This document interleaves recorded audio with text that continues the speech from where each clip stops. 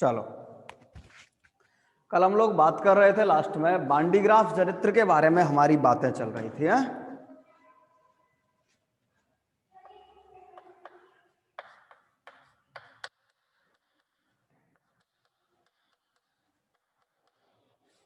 बांडी ग्राफ जनित्र, और इस बांडी ग्राफ जनित्र में हम लोगों ने दो तीन बातें कही थी कल। एक तो कहा था ये स्थिर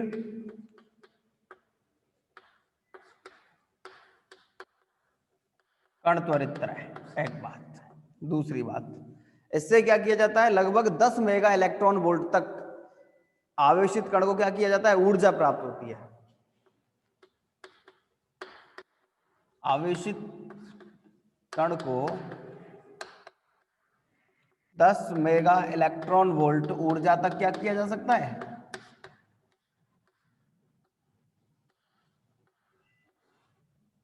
त्वरित किया जा सकता है। दो बातें। चलो, तीसरी बात हमने ये कही थी, हमने कहा था ये दो सिद्धांतों पे भी काम करता है। और वो सिद्धांत क्या है, वो ये कहता है कि जो प्रयुक्त तार है, प्रयुक्त तार के तीक्ष्ण किनारों पर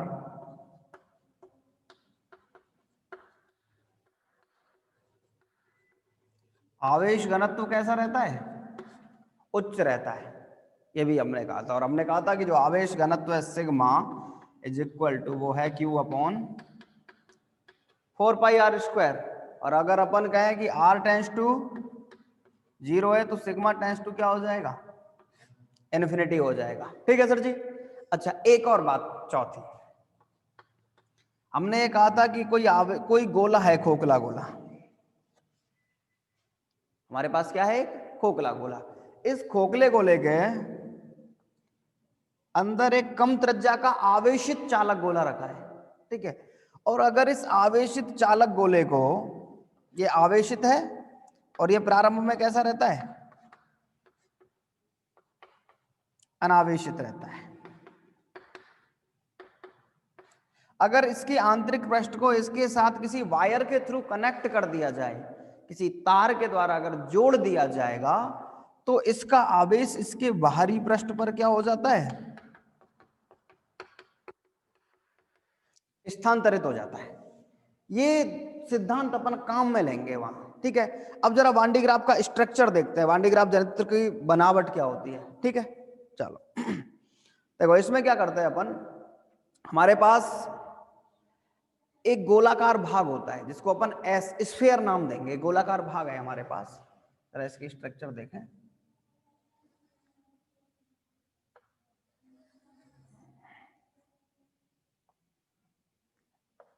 इसको अपन ने एस नाम दे दिया, ये एस है। ठीक है। अब ये जो एस है, ये दो पिलर्स पे खड़ा होता है। दो पिलर होते हैं, दो खंबे होते हैं, उन पर रखा हुआ होता है। ठीक है, चलो अपन मान लेते हैं ऐसा करो।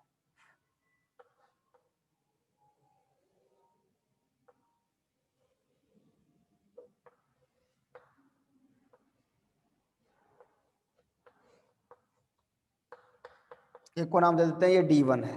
ठीक है, चलो ऐसा ही एक दूसरा पिलर है इस साइड में।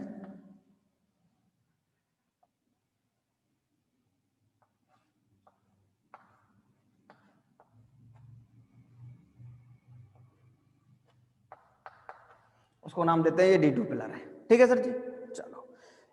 हाँ, इसमें क्या होता है, यहां एक घिरनी लगी रहती है। इस घिरनी को अपन नाम दे देते हैं, ये कोई X1 घिरनी है। ठीक है, इधर भी एक घिरनी लगी रहती है,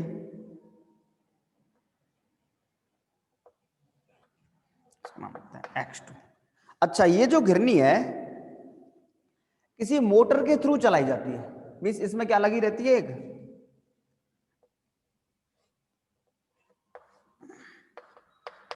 एक मोटर लगी रहती है, जिस मोटर के थ्रू ये घिरनी क्या होती है, घूमती है। जब ये घिरनी घूमती है तो यहाँ एक, जैसे उसको फिनबेल्ट कहते हैं ना, फिनबेल्ट मींस एक पट्टी, पट्टी कह सकते हैं उसको, एक आवेशित पट्टी होती है।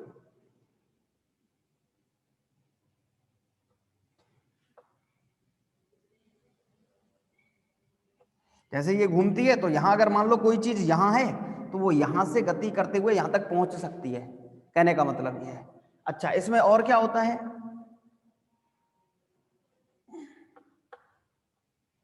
इसमें एक कंघीनुमा स्प्रे, एक ब्रुश के टाइप होती है, जैसे कंघी होती है ना, कंघी में जैसे कई सारे पार्ट होते हैं, ऐसे एक ब्रुश के जैसी स्थिति होती है, ठीक है।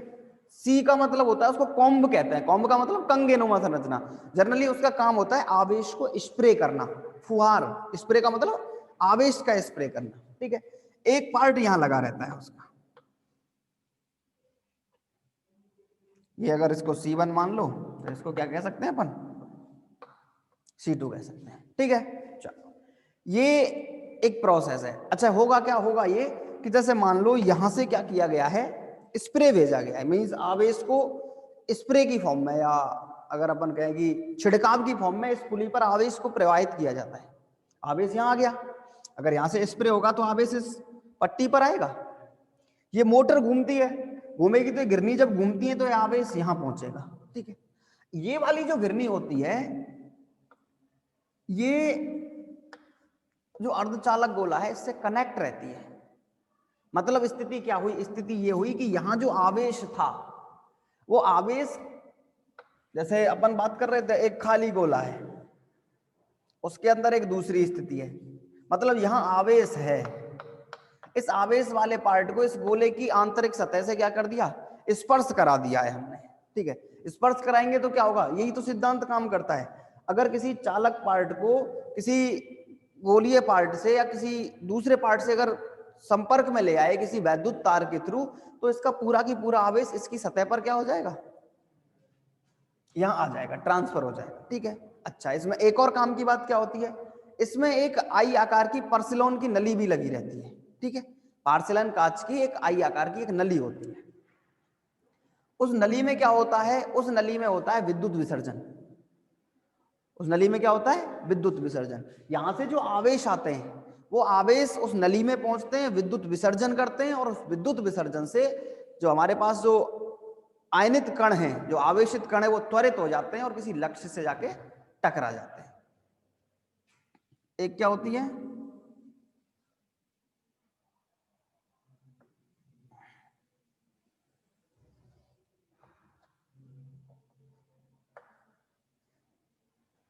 एक आई आकार की नली होती है हमारे पास, ठीक है।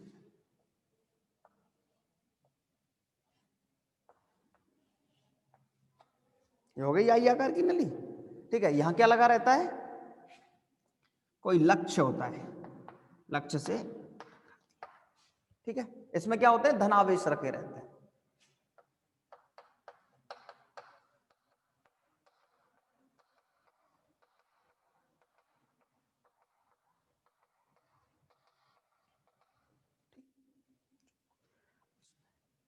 अब ये जो पूरा की पूरा जो चैम्बर होता है, ये पूरा की पूरा चैम्बर एक धातु के पूरे पार्ट में क्या रहता है, बंद रहता है, जिससे उसमें निर्वात बना रहे, ठीक है।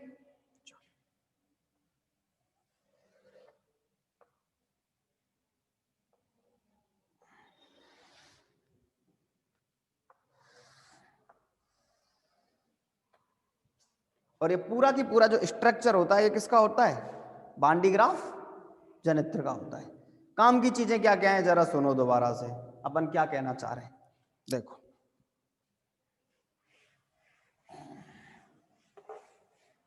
हमारे पास क्या होता है,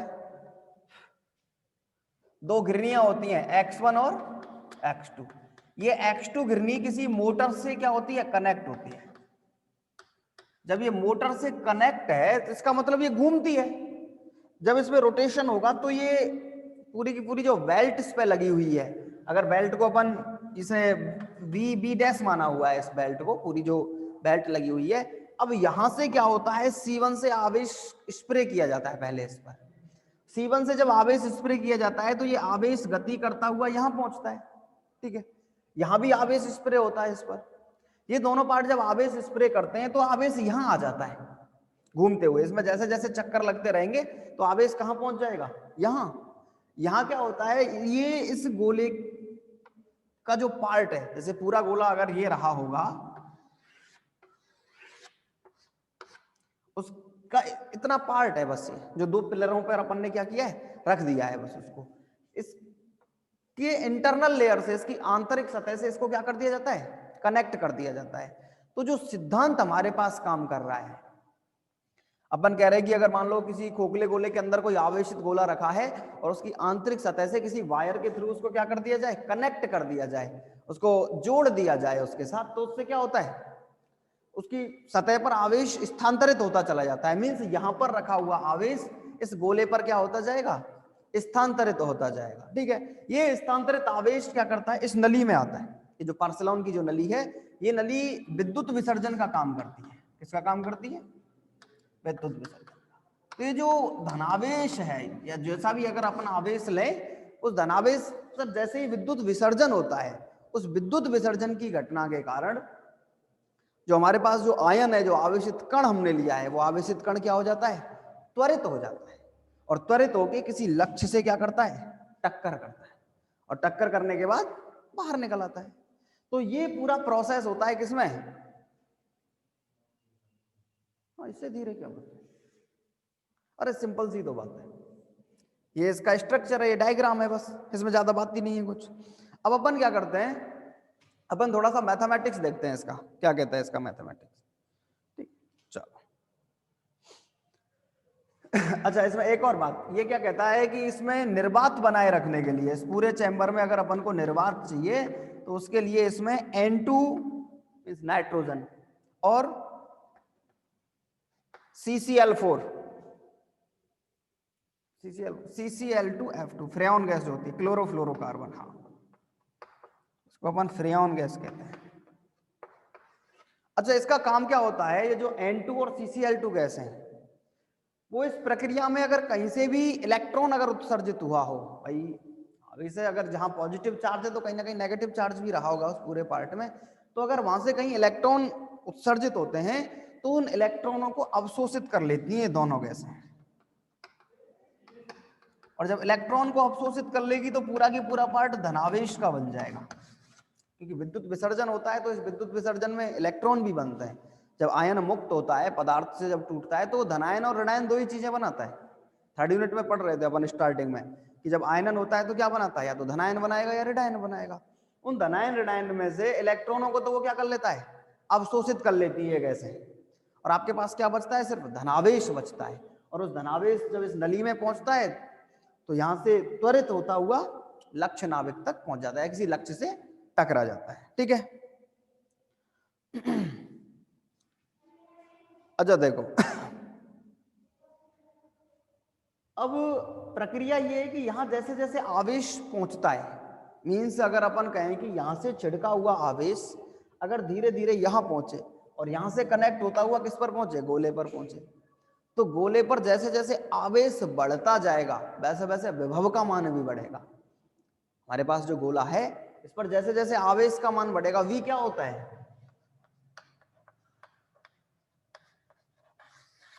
KQ/R। तो जैसे जैसे Q बढ़ता जाएगा, वैसे वैसे विभव का मान भी क्या होता जाएगा, गोले पर बढ़ता जाएगा। जनरली वो उसके कहने का जो तात्पर्य है वो ये है कि जैसे ही यहां से आवेश को छिड़का जाता है, आवेश C2 कॉम्ब पर पहुंचता है और उससे कनेक्ट होके सीधा किस पर पहुंच जाता है, स्फीयर पर पहुंच जाता है, इस एस आकार के गोले पर पहुंच जाता है। तो इस गोले पर विभव का मान धीरे धीरे क्या होने लगता है, इंक्रीज होने लगता है। ठीक है, चलो जरा इसके बारे में थोड़ी सी बात कर लेते हैं, क्या कहता है। देखो जरा, अपन मान लेते हैं, माना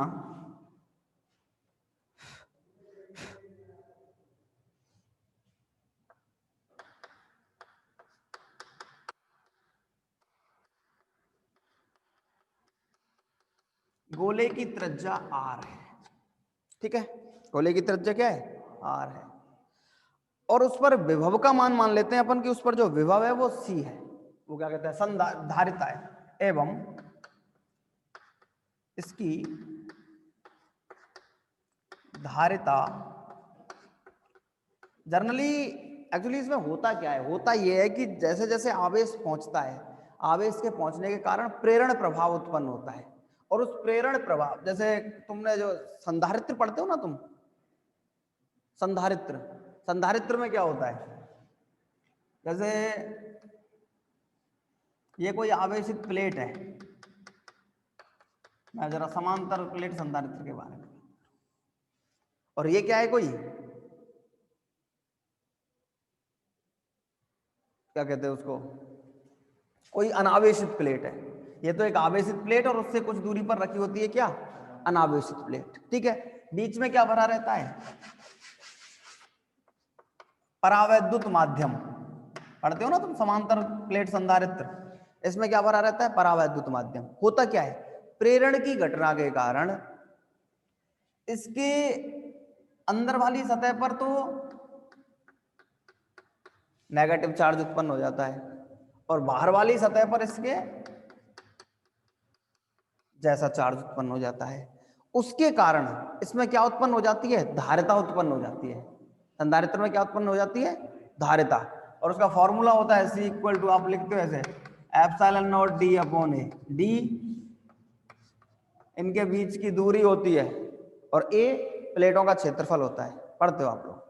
तो मतलब क्या है, मतलब यही है कि जैसे जैसे आवेश ट्रांसफर होता है, अपन ऐसे ही तो कह रहे थे भाई ये कुछ अलग गोला है, एक आवेशित पार्ट है।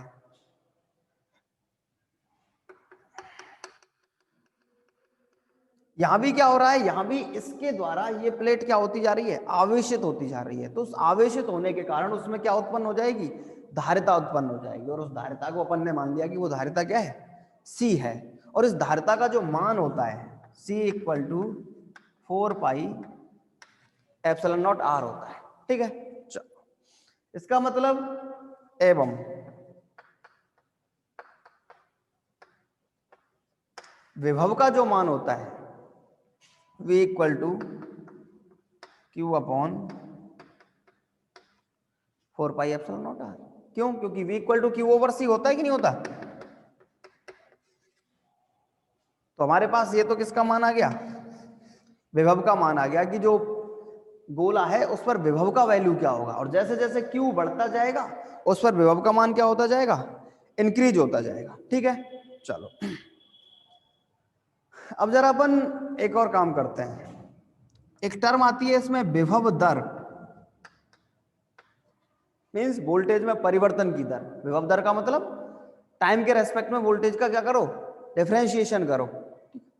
चलो dV ओवर dt, अगर इससे करना चाहें तो 1 upon C dq upon dt, और dq अपॉन dt होता है I।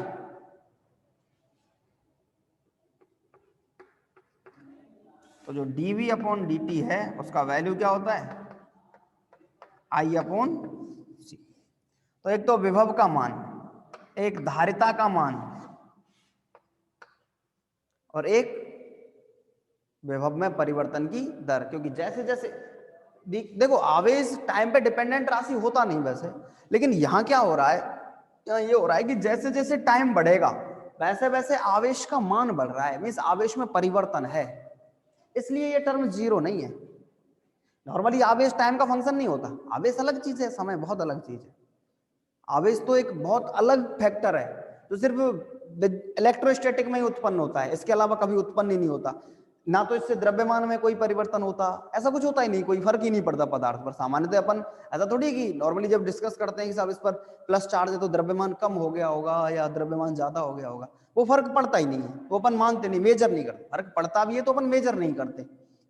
लेकिन यहाँ क्या हो रहा है, यहाँ ये हो रहा है कि जैसे जैसे टाइम इंक्रीज हो रहा है वैसे वैसे यहाँ आवेश बढ़ रहा है। आवेश के बढ़ने का मतलब आवेश में परिवर्तन हो रहा है, तो समय के रेस्पेक्ट में आवेश में परिवर्तन की दर है।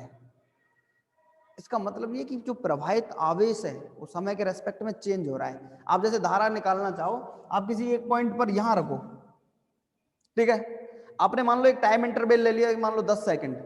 आप ये काउंट करोगे कि 10 सेकंड में इस पॉइंट से कितने इलेक्ट्रॉन निकल के चले गए या कितने आवेश निकल के चले गए, वही तो धारा है। इसलिए चेंज है ये D Q upon D T, और ये वैल्यू क्या आ जाएगी, आई अपॉन सी। ठीक है, और वो यही है कि इससे लगभग 10 मेगा इलेक्ट्रॉन वोल्ट तक के क्या प्राप्त हो जाते हैं, आवेशित कण प्राप्त हो जाते हैं, इतनी ऊर्जा तक त्वरित हो जाता है। ठीक, तो ये पूरा की पूरा जो पार्ट है ये वान डी ग्राफ त्वरित्र के बारे में जानकारी देता है। ठीक है, अब अपन थोड़े बहुत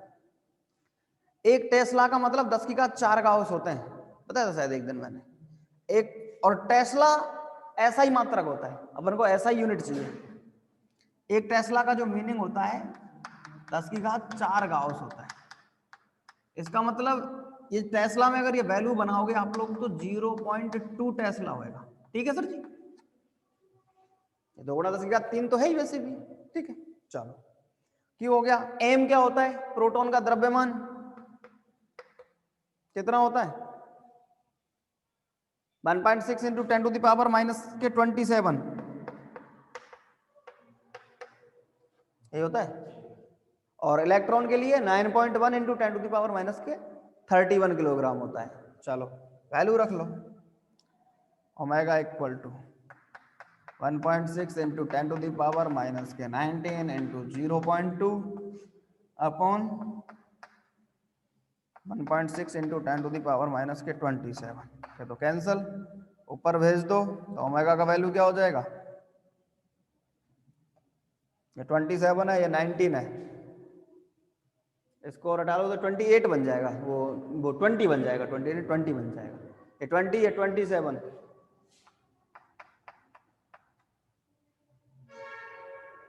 ठीक है, ये 20 तो ये हो गया, ये 27 है, ऊपर जाएगा 7 ही तो बचेगा। मात्रक क्या होगा, जरा मात्रक बताओ क्या होगा मात्रक, बताओ जरा मात्रक क्या होगा इसका।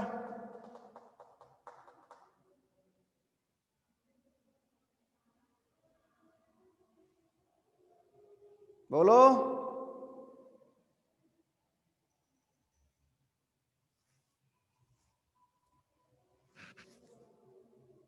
हर्ट्ज।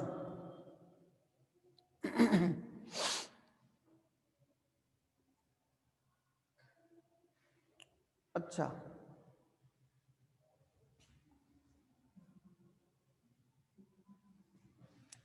अच्छा इसका मात्रक हर्ट्ज होता है या इसका मात्रक हर्ट्ज होता है,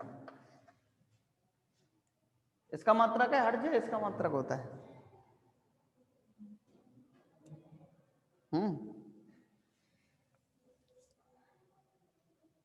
इसका मात्रक होता है रेडियन पर सेकंड,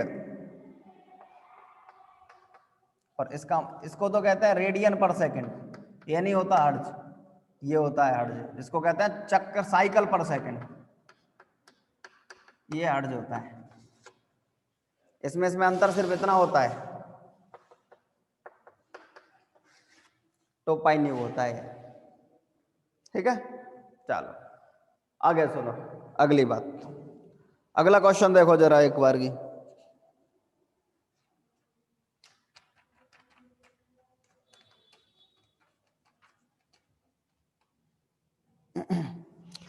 लिखो जरा, लेकिन साइक्लोट्रॉन के डी की त्रिज्या 40 सेंटीमीटर,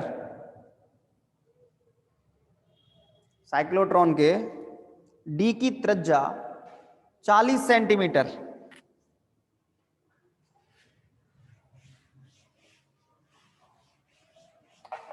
साइक्लोट्रॉन का जो डी है उसकी त्रिज्या कितनी है? 40 सेंटीमीटर है। हाँ? त्रिज्या दे। अच्छा, चुंबकीय क्षेत्र 2500 गाउस,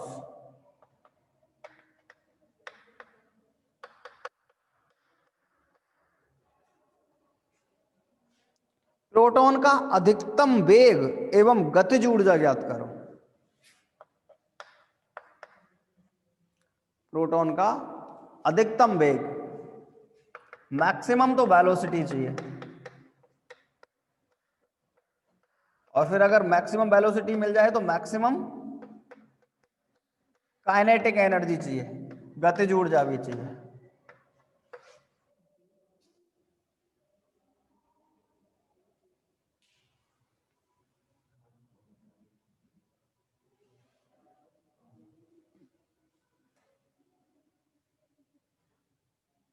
देखो अपने पास फॉर्मूला होता है साइक्लोट्रॉन में, जो भी प्रोटॉन गति करता है वृत्ताकार पथ में घूमता है चुंबकीय क्षेत्र में, उस पर अविकेंद्रीय बल लगता है, और अविकेंद्रीय बल का जो वैल्यू होता है वो m v²/r। डी की त्रिज्या मैक्सिमम त्रिज्या होती है, डी की जो त्रिज्या है वो मैक्सिमम वैल्यू है, तो उस स्थिति में वेलोसिटी भी मैक्सिमम होता है, ऐसे डिनोट करते थे अपन उसको। और ये वैल्यू QVV, ठीक है।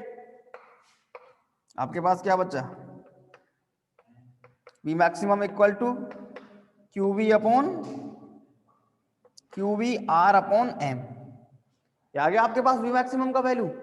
Q प्रोटॉन के लिए आप जानते हो, V दे रखा है, R है, M है। आपको करना कुछ नहीं है, इसको तो सेंटीमीटर से मीटर में कन्वर्ट कर लो, 0.4 मीटर। चलो 2500 का उसको करोगे तो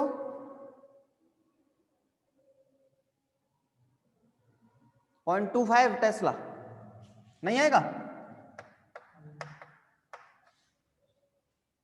ये चलो, और क्या बचा? Q 1.6 इंटू 10⁻⁻⁻⁹ कूलम, M कितना?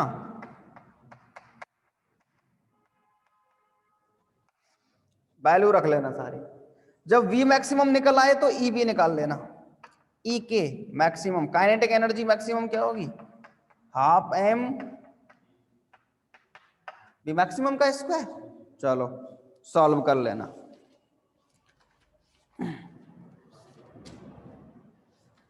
अगला क्वेश्चन देखो,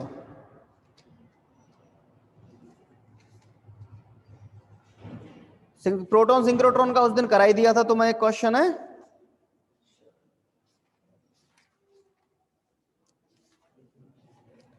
तो ये तुम्हारा जो यूनिट है वो कंप्लीट हो गया, थर्ड यूनिट। ठीक है, अब अपन अगली बात करेंगे फोर्थ यूनिट के बारे में।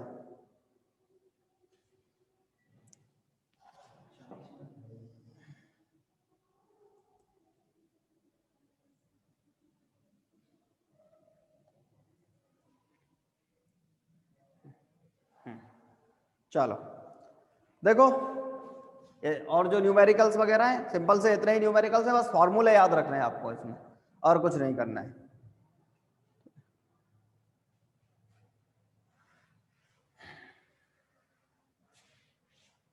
अब जो अगला जो यूनिट है हमारे पास वो है क्लासिफिकेशन ऑफ एलिमेंट्री पार्टिकल्स। ठीक है, मोस्ट टॉपिक्स जब पूरा हो जाएगा तब बताएंगे, जब पूरा न्यूक्लियर हो जाएगा ना तब बता देंगे क्या क्या है, क्या क्या पढ़ना है तुम्हें। अभी तो सिर्फ सुनो। हाँ,